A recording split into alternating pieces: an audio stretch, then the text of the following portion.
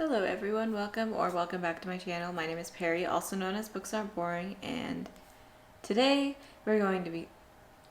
I just realized how freaking loud the computer is. One second. Today we're going to be talking about something that may or may not be relevant, as this month is February, the month of Valentine's Day, love, all that kind of thing. We're going to be talking about dystopian novels. And I've already recorded this intro one time, fully, before I realized that the shirt I was wearing didn't work on camera, and it wasn't very good. So, to switch it, we're fine now, we're good. But, now I have to remember every single point that I made in that. So, first of all, we're talking about dystopian fiction in the context of school. So we're not going to be talking about things like Divergent, which is not that great of a book in the first place, and if you want me to discuss it on my channel, then you can gladly put a comment in the comment section and I will respond to it and be able to make a video on it, because I'm trying to keep my channel as related to school as possible. I am mainly going to be talking about school-related dystopian books like 1984, which I've done a video on, Brave New World, which I've done a video on, all that kind of thing.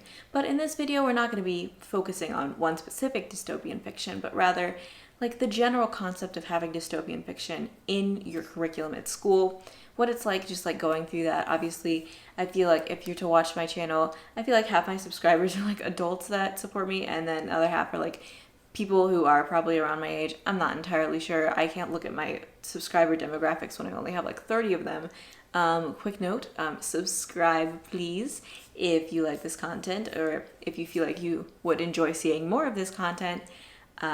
And that way I can get more out to you. Yeah. So we're going to be focusing on how dystopia is good for like being in school and how it's bad. And obviously I'm not an expert in any of these things. I'm not a curriculum maker. I'm not a teacher. I'm not any of that. I'm not even like in college. So take my opinions with a grain of salt. So let's begin. Once again, the same transition I always do. What is with that? And maybe we can do a fun new one this time. Who knows? So the first thing we're going to talk about with dystopian novels in school is kind of how they all follow a similar pattern for the most part. We don't actually read a lot of dystopias, but when it comes down to it, the core stuff in our curriculum ends up being dystopias or like negative types of books. And they're all kind of the same premise, like society has fallen because this one person or like this group of people decided that this world would be better, even though it's not better. But then it becomes like a big social commentary thing, and often the author is making it as like a way to be like, what if this happened? You guys should be more careful. And you know, maybe at the time that the book came out, it would be more relevant. And in fact, there's some things in all dystopian novels, or even all novels, where they are relevant today in a way that we can analyze them and be like, oh, that makes sense. However, a lot of the stuff that we discuss in dystopian novels and like that kind of thing is more, I don't know how to put it. Like, it would have made sense if I read it in the 1960s, you know? Like, if I read some of these books back when they first came out, I would have been like, wow, this makes perfect sense. I never would have imagined it this way. Oh my God, society is falling.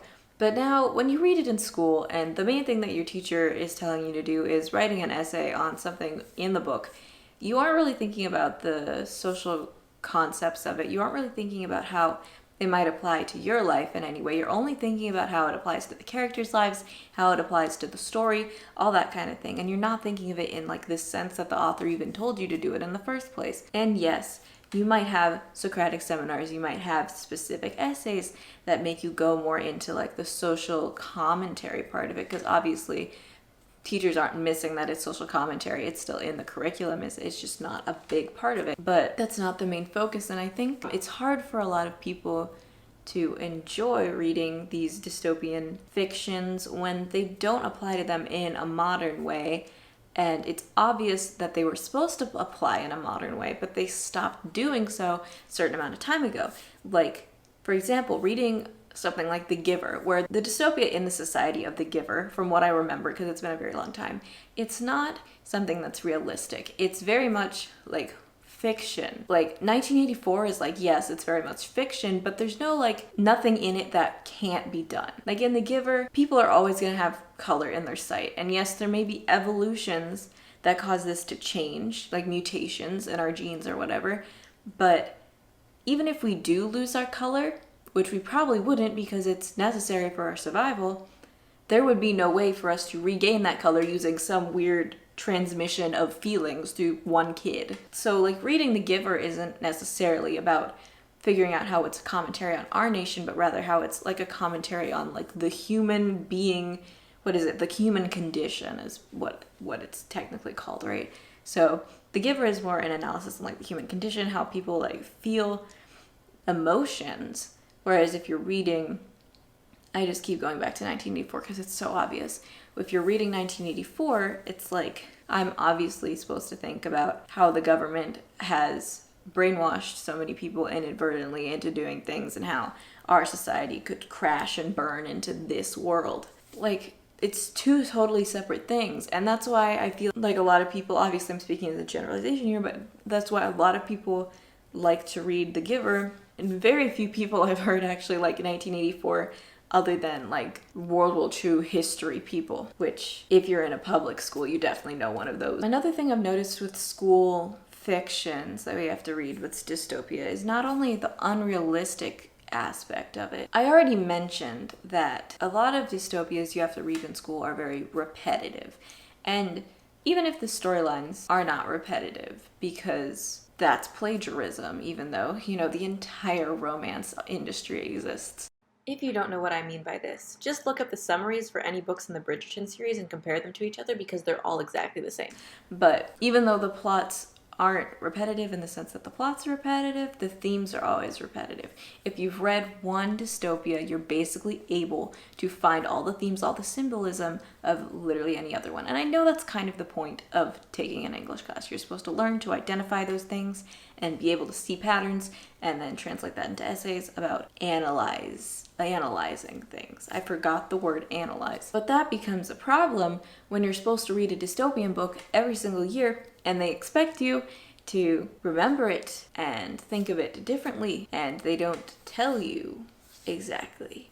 Because a lot of stuff, especially in relation to dystopian books, because they're so ingrained in like the curriculum, so everyone's used to teaching them, everyone's taught them like 70,000 times. It's just, they're all like, yeah, this is this, okay, fun. And maybe it's just my experience with my English teacher, but it's not that great to just go into every single dystopian book with the exact same mindset. And I mean this in the nicest way possible. But when our school did the play for 1984 and we were reading Brave New World around the same time, I swear I cannot remember for the life of me if 1984 or Brave New World we were reading at that moment. And I know I said that I was reading one or the other in another video, but if I'm being completely honest, my memory, though already bad, is worse for that time. Because even though Brave New World and 1984 have very, very different concepts in terms of like, oh, one is utopian, dystopian, the other one's dystopia, they have the same energies, if that makes sense. So I'm not going to remember which one is which. Like Brave New World is still very much the controlling government does controlling things, oops, everyone's dead type of thing. And even though only one person dies. But yeah, 1984 is everyone's dead inside, the government controls everything. So even if fundamentally the books are different, they are also exactly the same. And I think maybe if we're going to have dystopian books that aren't related to young adult fiction in our curriculums, then maybe they should be different. And you know, I'm not saying this as an authority, and I'm not saying this as someone who's like trying to change things. I'm not saying that if you teach these books that you're like bad at teaching. But if any other students would like to chime in and just say like, oh, I relate to similar thing, you can say so down below. Once again, I am encouraging interaction with my content, as good content creators do. I read Hunger Games for one thing in school, and I mentioned that in my anthology of books that I've read in the past, which you should check out because it's a very chill video that I made for my 1-year anniversary on this channel, which is obviously past, but it's still pretty big considering that I didn't even think I would make this channel go on for that long, honestly. I thought I would like forget about it or something, but no, this channel has actually grown. You can see my progress by scrolling down. It's actually kind of cool to have a record like that, even though it's creepy. But yeah, we read Hunger Games, Suzanne Collins, shout out. And we read it for school, and it was actually, you know, you might want to drag on having a dystopian YA novel as curriculum in your school, and yes, it probably wouldn't work for above grades, but you know, it worked great for 7th graders who only knew that as their source of reading and wanted and needed something that would spark their imagination while also working as something that bridged the gap between like actual school and like brain stuff. And for some that might be bad because it stops the differentiation between reading for fun and reading for school. But for most of us, I think in that class it was actually pretty good because we were able to talk about a series that we enjoyed while also being like, wow, there's symbolism in this that is real and is found in other books that are considered more classic. Because obviously in my senior project where I am discussing all this stuff that I'm discussing on this channel, the classics aren't necessarily the only ways we can learn things. And I feel like with all these dystopian novels being the same, having like the same themes, it ends up being like, even if they're classics, like what is the point of individually assigning these? Can you not do them all at the same time? Can you not have like specific reasons for them? And again, maybe my teachers for those books were just, for at least 1 or 2 of those books were just not that great, which changed my perception of them throughout time. But you know, I still think it's a valid thing to say that a lot of dystopias end up being the same, even if they're not. Like, they have the same vibes, to use that word. So I really only had 2 points here: that dystopia was kind of repetitive, kind of unrealistic to our like modern day society. And obviously there are going to be exceptions to this rule. There's always going to be a way to implant something that you know into modern society. There's always going to be some kind of parallels because obviously fiction is made from people's realities. Even if it's completely fictitious, there's going to be things in it that are reminiscent of power structures and that kind of thing in our real world, because you can't stop that kind of thing from necessarily bleeding into your own work. In general, I feel like there are some flaws to dystopia, but I do want to talk about the good parts, the pros of the situation, which I honestly don't have a lot, but I'm more neutral on it than bad. It's just more so I can come up with more critiques of it than I can for good stuff. So I guess for dystopia, I kind of wove it throughout, but I do think that it's nice that dystopia is always really easy to pin the societal commentary. It's very obvious in them most of the time, so it doesn't take as much effort to like pick out specific quotes. The quotes are meant to be commentary, so that in itself, if you're looking for essay quotes, it's never that hard to find stuff for them. Some dystopias can be really interesting, aka Brave New World. I really like Brave New World. If you like certain writing styles, dystopians come in like so many different, slightly different packaged ways that you'll find one eventually that might sit right with you. Even the short stories, which I mentioned in like my last video, those are kind of dystopian, and they have different writing styles, even though they're mostly Ray Bradbury. But if you like the way he writes, then that works for you. Yeah, so that's kind of my video on dystopia, my second conclusion, I guess, because I went on another tangent back there. But thank you so much for watching, and hopefully this video wasn't boring, like my channel says.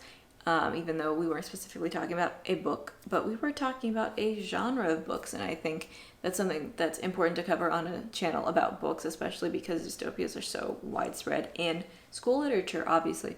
So thank you again for watching. Please subscribe if you like it, or at least like the video. Please. Thank you very much for watching, and I will see you next time. Bye.